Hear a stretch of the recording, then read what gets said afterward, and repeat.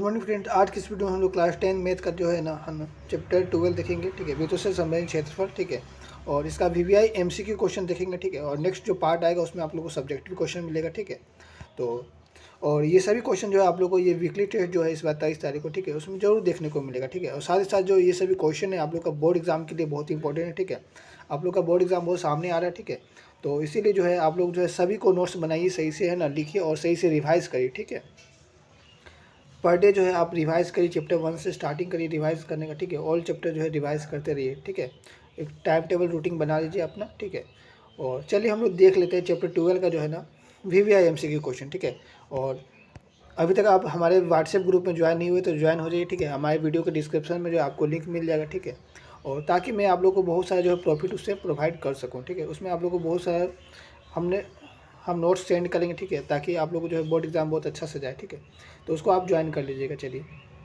देखिए, पहला क्वेश्चन क्या है ना, दो वृत्तों की त्रिज्या क्रमशः 19 सेंटीमीटर और 9 सेंटीमीटर है। ठीक है, उस वृत्त की त्रिज्या क्या होगा जिसका परिधि है ना इन दोनों वृत्तों की परिधियों के योग के बराबर है। ठीक है, बहुत ही इंपॉर्टेंट क्वेश्चन है। ठीक है, देखिए यहाँ पर क्या बोला है, दो वृत्त का क्षेत्रफल आपका दिया हुआ है। ठीक है, दो वृत्त का जो त्रिज्या दिया हुआ है। ठीक है, दो वृत्त का जो है त्रिज्या दिया हुआ है ना, एक का 19 सेंटीमीटर, एक का 9 सेंटीमीटर। ठीक है, और बोला गया है कि दोनों का जो परिधि है इसका इन दोनों का योग क्या है, बराबर। ठीक है, एक अलिंद त्रिभुज है।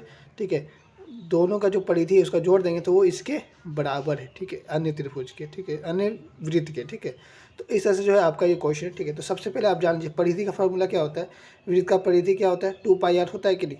2πr इजकल टू, क्योंकि प्लस बोला है यानी कि दोनों को जोड़ना है, तो दो को वृत्त का परिधि को हम लोग जोड़ देंगे तो 2πr प्लस 2πr कर देंगे। ठीक है, इजकल टू ये तीसरा वृत्त का परिधि लिख देंगे 2πr। ठीक है, इतना कर देना है। ठीक है, यानी 2πr plus 2πr plus equal to 2πr आपको लिखना है। ठीक है, अब ध्यान दीजिए, तो आप देखिए यहाँ पर 2 और पाई कॉमन ले सकते हैं, दोनों में 2π, क्योंकि दोनों का वैल्यू क्या, देखिए ये भी 2 ये भी 2, ये पाई का वैल्यू 22/7, इसका भी वैल्यू 22/7 ही होता है। ठीक है, इसलिए इन दोनों को कॉमन ले सकते हैं, यानी कि 2π आप कॉमन ले सकते हैं।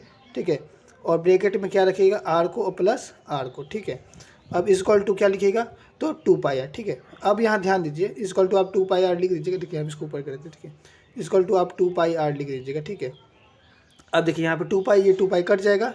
ठीक है, यानी कि r plus r equal to क्या आया, आर आया। चलिए यहाँ ध्यान दीजिए। ठीक है, यानी कि आपका r plus r equal to क्या आ गया, r। ठीक है, यानी कि इन दोनों को हम लोग दोनों त्रिज्या को जोड़ देंगे तो ये आपका आंसर आ जाएगा, यानी कि 19 और 9 कितना होता है, 28। इसका आंसर जो है आपका बी नंबर हो जाएगा। ठीक है, चलिए क्वेश्चन नंबर 2 देखिए क्या है।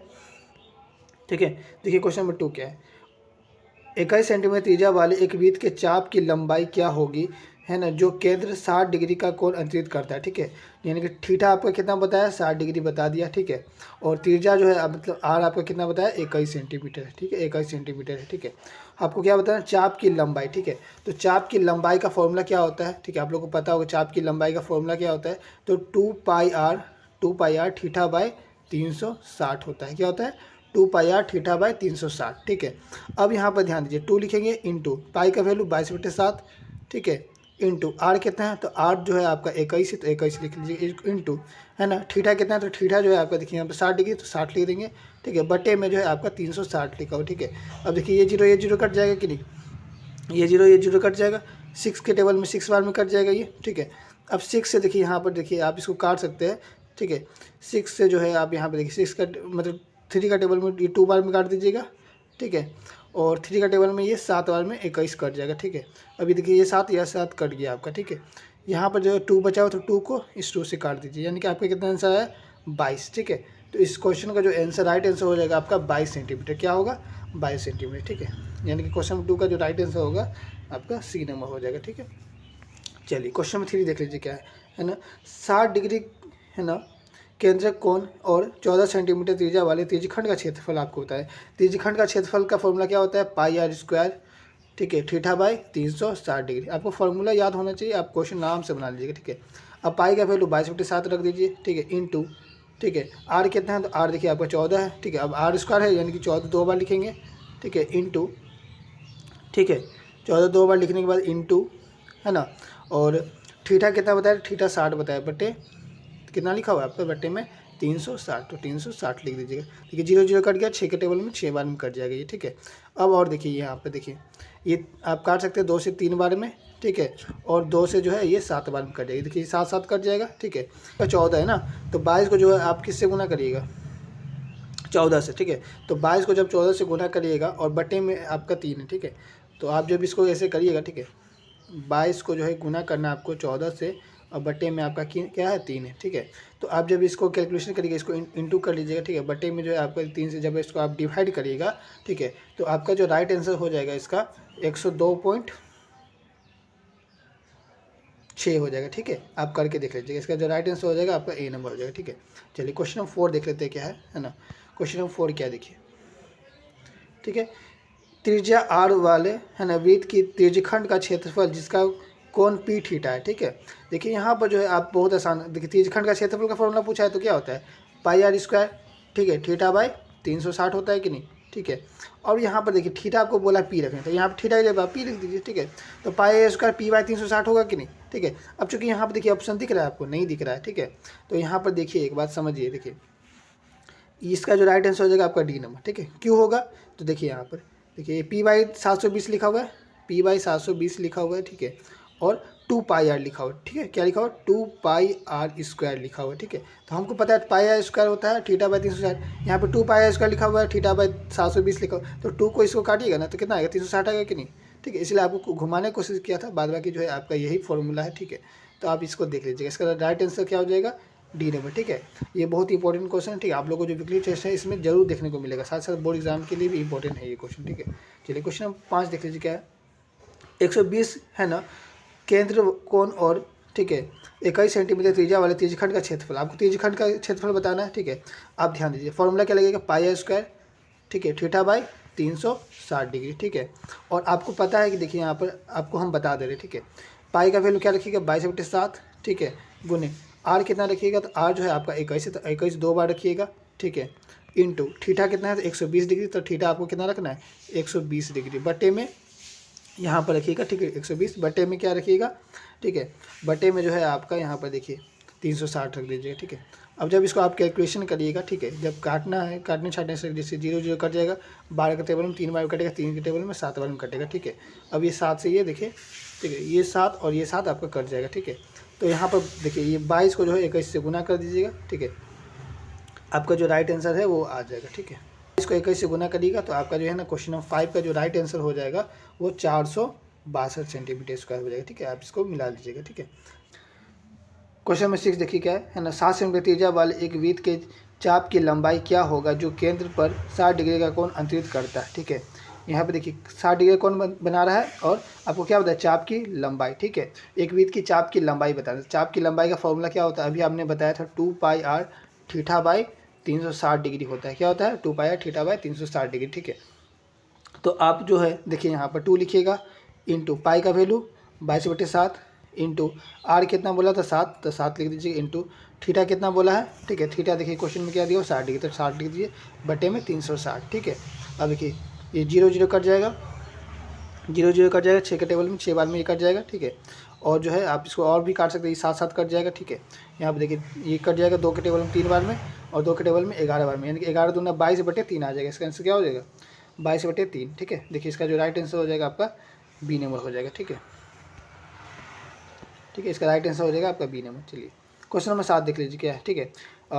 थीटा केंद्र वाले और त्रिज्या आर, ठीक है, त्रिज्या आर वाले त्रिज्यखंड का परिमाप निम्नलिखित में से चुनिए, ठीक है। तो त्रिज्यखंड का परिमाप का आपको फॉर्मूला बताना है, ठीक है।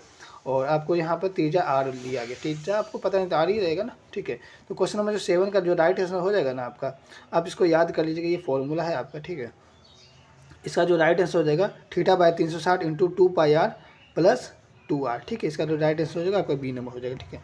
चलिए क्वेश्चन नंबर 8 देख लीजिए क्या है ना 21 सेंटीमीटर त्रिज्या वाले वृत्त के त्रिज्यखंड का, ठीक है, त्रिज्यखंड जिसका 60 डिग्री कोण है, ठीक है ना। और आपको क्या बताना है उसका क्षेत्रफल जो है आपको इसमें दिया हुआ है, आपको बताना है, ठीक है। तो आप वही फॉर्मूला लिखाइएगा, ठीक है। त्रिज्यखंड का क्षेत्रफल का क्या होता है पाई आर स्क्वायर, ठीक है, pi R square theta by 360 degree, ठीक है।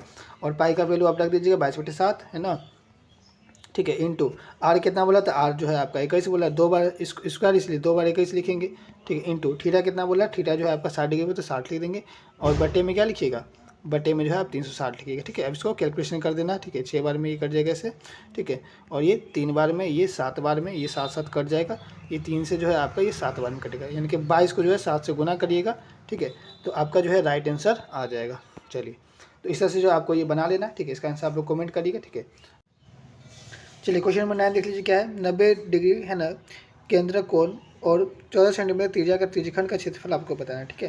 आपको थीटा कितना बताया गया 90 डिग्री और आर कितना बता दिया गया है 14 सेंटीमीटर, ठीक है।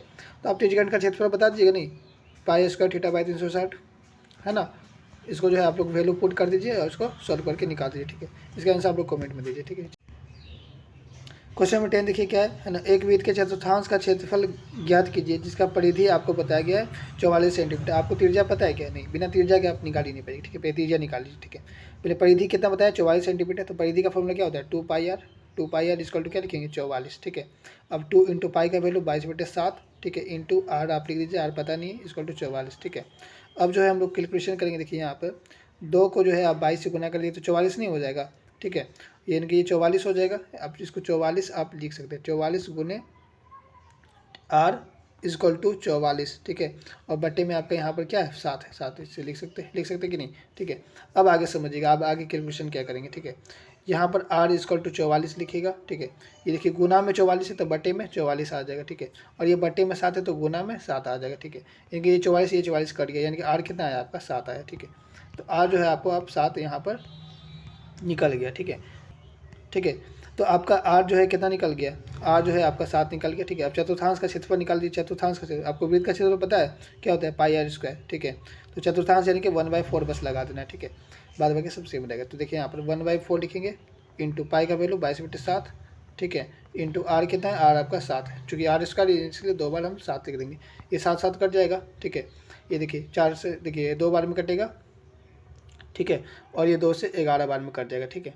अब यहाँ पे देखिए 11 से 77/2 आ गया, ठीक है। तो इसका राइट आंसर क्या हो जाएगा 77/2। देखिए यहाँ पे कहाँ पर है, देखिए क्वेश्चन नंबर जो 10 है इसका राइट आंसर देख लीजिए क्या होगा 77/2, ठीक है। देखिए यहाँ पर है, चलिए, ठीक है। तो इसका जो राइट आंसर हो जाएगा आपका सी नंबर। चलिए क्वेश्चन नंबर 11 देख लेते हैं क्या है।